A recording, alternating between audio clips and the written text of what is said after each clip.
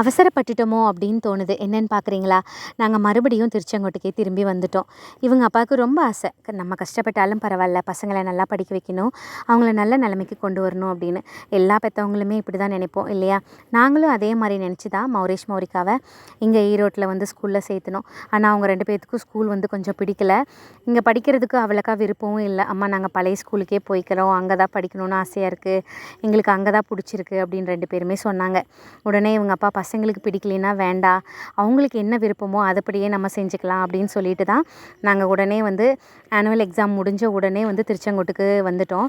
பசங்களுக்கு எது சந்தோஷமோ அதை தான் நம்ம செய்யணும். அவங்களுக்கு விருப்பம் இல்லாத ஒரு செயலை நம்ம அப்படின்னு சொல்லி வற்புறுத்துனோம்னா அது நல்லா இருக்காது.